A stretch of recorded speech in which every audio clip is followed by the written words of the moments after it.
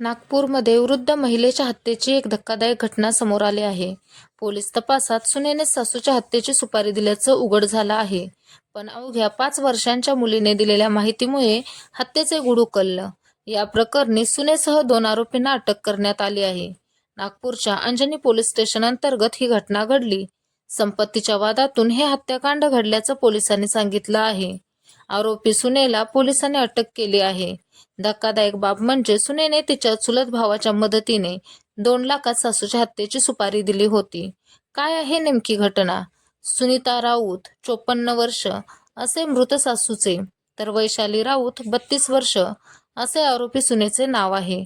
पती आणि मुलाच्या मृत्यूनंतर सुनीता राऊत या सून वैशाली आणि 5 वर्षांच्या नातीसोबत राहत होत्या. 28 ऑगस्ट रोजी हार्ट अटॅकमुळे सुनीता यांचा मृत्यू झाल्याचं सून वैशालीने सर्वांनाच कळवलं.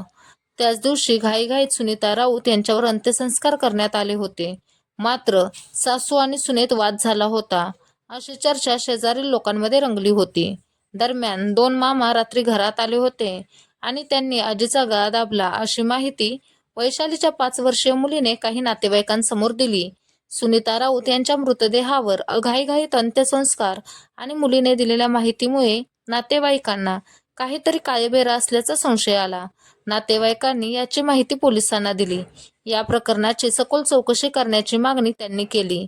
माहिती मिळताच पोलिसांनी तपास सुरू केला. शेजाऱ्यांनी सासू सुनेचे सतत भांडण होत असल्याची माहिती दिली. त्यातच 5 वर्षाच्या मुलीने सांगितलेल्या माहितीच्या आधारे पोलिसांनी वैशाली राऊतला ताब्यात घेतले. पोलिसी खाक्या दाखवताच वैशालीने हत्येची कबुली दिली. सासूच्या हत्येची सुपारी चुलत भाऊ श्रीकांत हिवसे आणि प्रकाश हिवसे यांना दिल्याचं तिने सांगितले. त्यासाठी 2 लाख रुपये देण्याचंही ठरलं. ठरल्यानुसार घटनेच्या दिवशी श्रीकांत आणि प्रकाश रात्री वैशाली हिच्या घरात आले आणि त्यांनी झोपलेल्या सुनीता राऊत यांचा गळा दाबून त्यांची हत्या केली.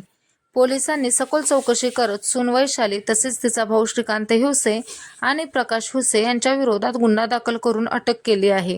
वैशालीचे दोन्ही चुलत भाऊ मध्य प्रदेशातील पांढुरणाजवळील पंढरागोडी येथे राहणारे आहेत. मृत सुनीता या वैशालीच्या चारित्र्यावर संशय घेत होत्या. तसेच सासूचा काटा काढला तर पूर्ण संपत्ती आपली होईल, या विचारातून वैशालीने हत्या केल्याचे पोलीस तपासात पुढे आले आहे.